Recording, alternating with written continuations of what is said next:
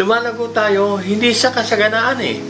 Lumalago tayo kapag gipit tayo, kapag mahirap ang buhay, kapag kulang tayo, kapag tayo ay may karamdaman, pag tayo nasasaktan, maring hindi tayo emotionally sa mahal natin sa buhay. Pag ito nangyayari sa mundo, ito nangyayari sa Pilipinas, we are suffering deliberately. Ilagay ng Diyos ang mga Kristiyano sa gitna ng environment na ito para ugitin ang kanilang karakter.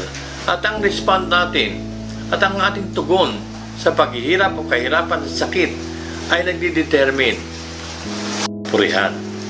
Why do we suffer? Hindi lang dahil yan normal yan. Hindi lang dahil nararanasan yan ng lahat ng Kristiyano, matibay man o hindi Kristiyano, lahat yan, iba't ibang klaseng pananampalataya, nararanasan mo yan. Pastor ka man o hindi, laiko ka or whatever, nagsasuffer ka, mag-suffer ka, nararanasan mo yan. In fact, nais kong sabihin na nung ipanganak tayo, may nakalinya na Diyos na papayagan niya na dumating sa ating buhay na masasakit na bagay. Siguro kung pagkikwentuhin ko kayo, marami ang mga bagay na yan. Pero, sabi niya pangkaraniwan yan. Huwag kayo magugulat. Why do we suffer? Ang sabi, your suffering are for the glory of God. That's the most important thing ngayon sinasabi ko eh.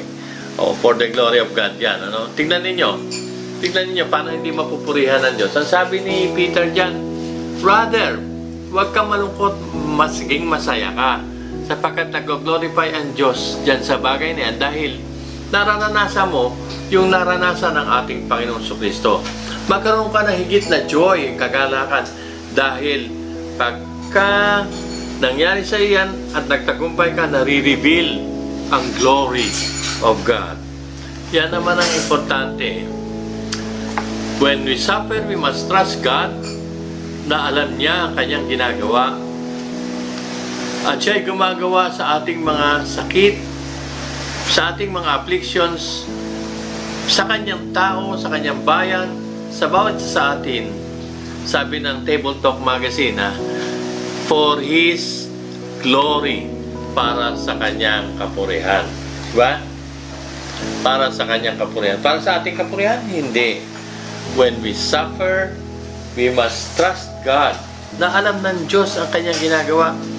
Hindi ka papabayaan ng Diyos. Natatandaan yung storya ni Job, kung yung pag-aaral, babasahin. Hindi ba humingi ng permiso si Satan doon sa langit at sabi sa Diyos yan si Job naman, sinusunod ka lang yan dahil binibless mo siya. Tanggalin mo lahat ng mga blessings sa kanyang buhay at makikita mo, pag tinanggal mo yan, ay tatatwa ka na ni Job.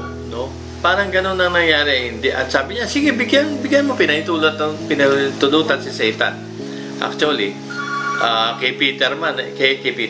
kay Apostle Paul man, nagkaroon siya ng thorn in the flesh, pinahintulutan si Satan na parang bigyan siya ng thorn in the flesh.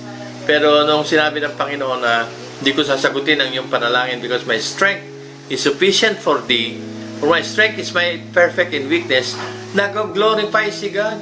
Hindi sa galing ni Paul. Paul, hindi sa galing mo. Pananatilihin ko yung sakit na yan para manatili kang mababa. Para manatili kang umaasa sa akin.